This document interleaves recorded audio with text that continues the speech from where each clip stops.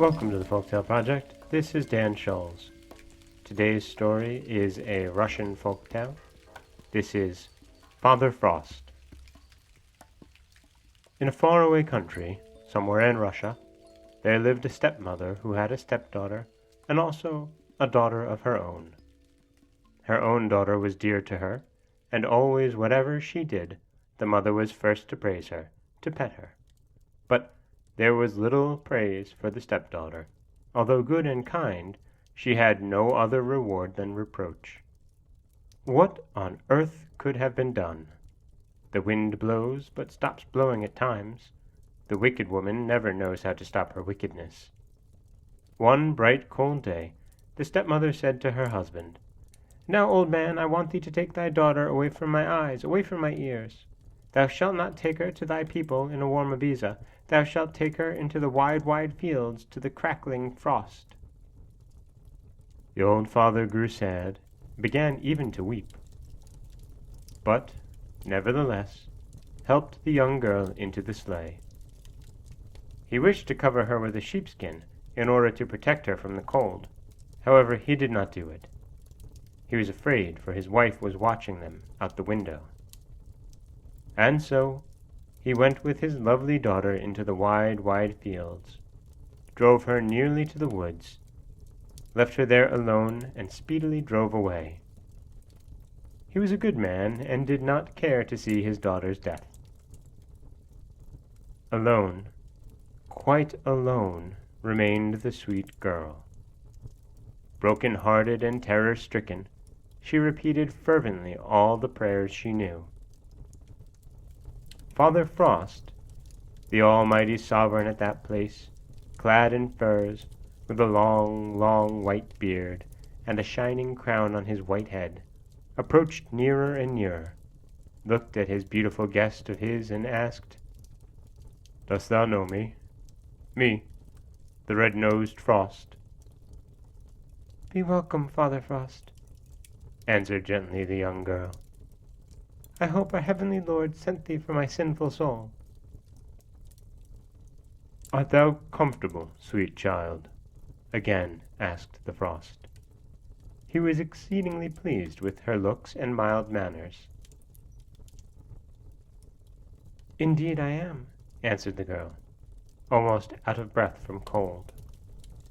And the Frost, cheerful and bright, kept crackling in the branches until the air became icy, but the good-natured girl kept repeating, "I am very comfortable, dear Father Frost."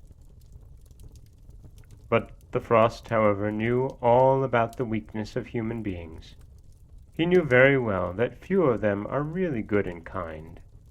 But he knew no one of them could even struggle too long against the power of Frost, the King of Winter. The kindness of the gentle girl charmed old Frost so much that he made the decision to treat her differently from others. And he gave her a large, heavy trunk filled with many beautiful, beautiful things.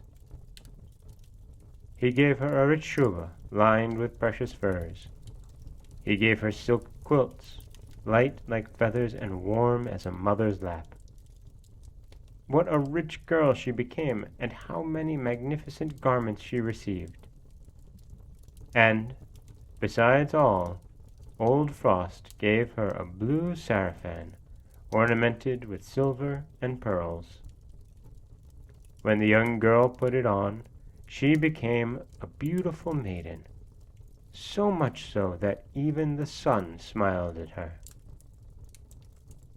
The stepmother was in the kitchen busy baking pancakes for the meal, which it is the custom to give to the priests and friends after the usual service for the dead. "Now, old man," said the wife to the husband, "go down to the wide fields and bring the body of thy daughter. We will bury her." The old man went off, and the little dog in the corner wagged his tail and said, "Bow wow, bow wow. The old man's daughter is on her way home, beautiful and happy as never before, and the old woman's daughter is wicked as ever before." "Keep still, stupid beast," shouted the stepmother, and struck the little dog. "Here, take this pancake, eat it, and say, The old woman's daughter will be married soon, and the old man's daughter shall be buried soon." The dog ate the pancake and began anew. "Bow wow, bow wow. The old man's daughter is coming home wealthy and happy as never before, and the old woman's daughter is somewhere around as homely and wicked as ever before." The old woman was furious at the dog, but in spite of pancakes and whipping, the dog repeated the same words over and over again. Somebody opened the gate. Voices were heard laughing and talking outside. The old woman looked out and sat down in amazement. The stepdaughter was there, like a princess, bright and happy in the most beautiful garments. And behind her, the old father had hardly strength enough to carry the heavy, heavy trunk with the rich outfit. "Old man," called the stepmother impatiently, "hitch our best horses to our best sleigh, and drive my daughter to the very same place in the wide, wide fields." The old man obeyed as usual, and took his stepdaughter to the same place and left her alone. Old Frost was there, and he looked at his new guest. "Art thou comfortable, fair maiden?" asked the red-nosed sovereign. "Leave me alone," harshly answered the girl. "Canst thou not see that my feet and my hands are about stiff from the cold?" The frost kept crackling and asking questions for quite a while, but, obtaining no polite answer, became angry, and froze the girl to death. "Old man, go for my daughter, take the best horses. Be careful, do not upset the sleigh, do not lose the trunk." And the little dog in the corner said, "Bow wow, bow wow. The old man's daughter will marry soon, the old woman's daughter shall be buried soon." "Do not lie. Here is a cake, eat it and say, 'The old woman's daughter is clad in silver and gold.'" The gate opened. The old woman ran out and kissed the stiff, frozen lips of her daughter. She wept and wept, but there was no help, and she understood at last that through her own wickedness and envy her child had perished. And that is Father Frost from Folktales from the Russian.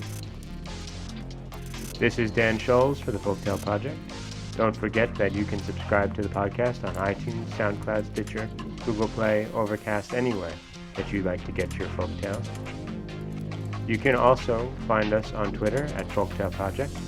You can follow us on Auto Radio and TuneIn Radio. And you can always head over to folktaleproject.com, where you'll find a new story waiting for you every weekday morning. Thanks for listening.